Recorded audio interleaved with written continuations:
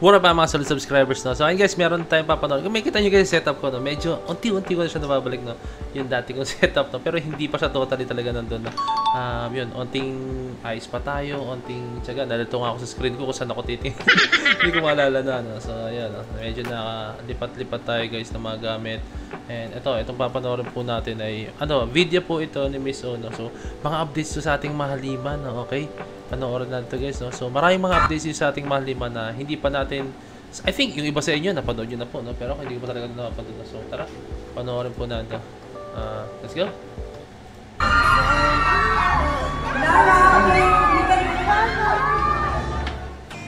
SB19 made this fan in a wheelchair so happy during the hi-bye session.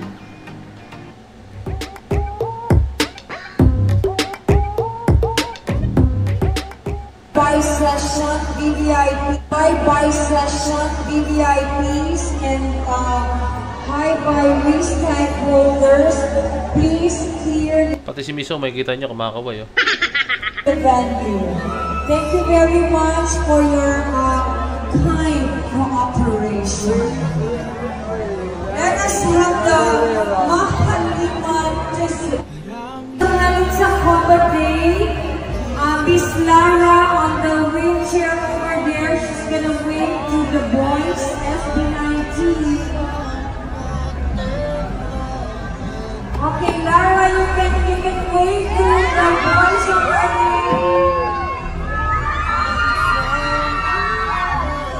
Lara, okay, you can. Thank you, pa.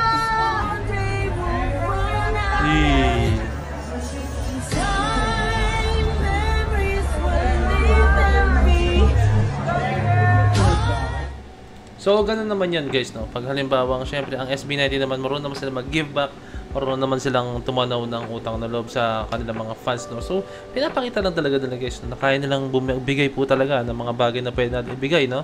I mean, pwede na ibigay sa mga fans, no? Like, syempre, I think malaking bagay din po talaga ang fans, ang 18 po talaga sa kasikatan ng SB19, no? Pero at the same time guys, no? Hindi rin naman magpupush through yan ang kasikatan ng SB19 kung hindi din po dahil sa pagpupursige din ng SB19, no, di ba? So, pero syempre, ulitin ko sa inyo, napakalaking bagay po talaga ng fans po sa SB19, no, sa buhay po ng SB19 po talaga, no? Kaya, alam nila yung hirap, yung struggles, yung, alam mo yun, mapanood ng sila na live, no, di ba? Napakalaking bagay na rin, guys, no, di ba? Sa kanila. Kahit sino naman, guys, kahit sino naman po matutuwa po pag halimbawa po nakita po nilang SB19. Kahit ako, guys, pag nakita ko in person ulit ang SB19, no? Diba, nakakatuwa yun, guys, no? It's an honor, syempre, na isa po akong may kilala ko sa member ng SB19, no? Personally, kilala ko talaga, pero at the same time, no, diba, nakakatuwa pag yung as a whole mo sila mapapanood, no? Sony Music Indonesia welcomes SB19 for a meet and greet event.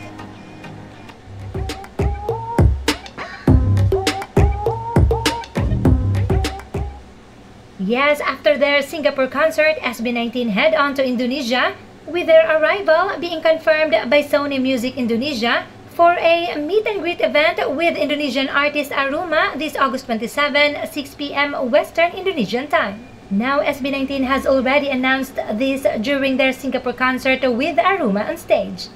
Now, this could be them testing the waters for a Simula at Wakas concert in Indonesia.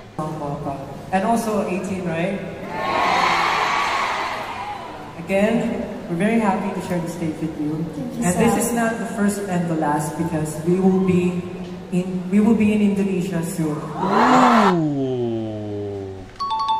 We will be in Indonesia soon, guys, no? So, pwede naman siya, guys, no? Kasi, ganyan naman ng, I think, ang ataking ginagawa ng SB19. Pag alam nilang maraming fans po talaga ang nakakilala sa kanila sa lugar na to, no, di ba? So, kasi, although nalamnan, guys, sa international level ng SB19, pero, di ba, kahit sino naman, guys, no, gusto nilang malaman muna kung magpe-perform ba sila ito, mag-hold sila ng concert dito is, yung kanilang fans ba rito is marami, kung kanilang mga tao dito na sumusuporta sa kanila is marami ba, no? Or kung meron man, di ba?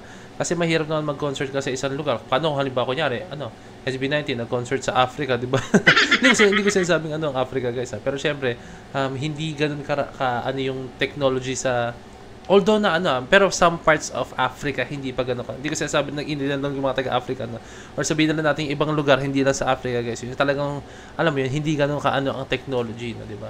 So, although na merong parts sa mga lugar na yun, may, alam mo yun, yung technology nila is updated, pero may mas lamang yata yung part na hindi gano'n ka-updated, guys, no, di ba?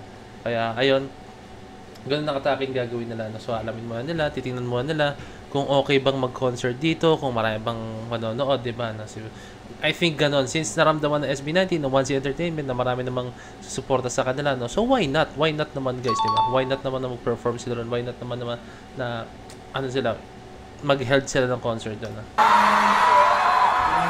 So look forward to that. We will be in Indonesia with Aruma, of course. Yeah. So Indonesian AT, we'll see you there again very, very soon. So look forward to it. So, yun. Tapos na siya, guys. No? So, ayun lang, guys. No? Basta tandaan nyo, guys. No? For me, hindi kayo pwedeng mag-hold ng concert kung alam nyo hindi ganun kataas yung, yung taong sumusuporta sa inyo yung Kasi, guys, tandaan nyo, it's a risk. Oo, sige, okay na rin sumugal tayo. No? Pero, pag halimbawang sumugal tayo na alam nating sobrang grabe yung magsasuffer or magsasacrifice, no? So, mahirap sumugal na. Pero since alam natin SB19, no, sumusugal talaga yan, no. Kaya nga 'di ba, alam niyo sinugal nila before, no, sa performance nila dati, no, 'di ba? Actually hindi lang sa performance, pati po yung dating po talaga, no. Yung time, yung kanilang pagtatrabaho, yung work nila, yung family time nila, lahat, guys, income, sinacrifice nila yun para sa passion nila na to, no, which is performing, no, as a P-pop group, no, sa SB19, no. So ayun yung nakita natin sa kanila, no. So hindi malabo, guys, talaga na sumugal ng SB19, no? Kasi alam mo yun, masabi mo na, ay, sumugal na kayo before ito, susugal ulit kami, why not, diba, no? Why not?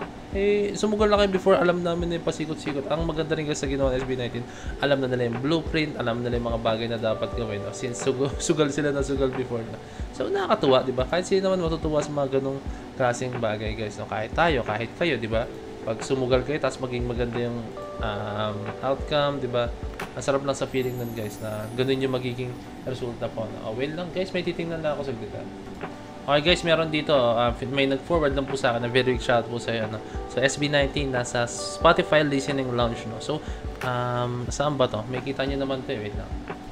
Yan, so may kita nyo sa video, guys, no? So, I think, may hirapan ako, guys, no? Kung putol-putol lang tayo, pitik-pitik lang tayo, no?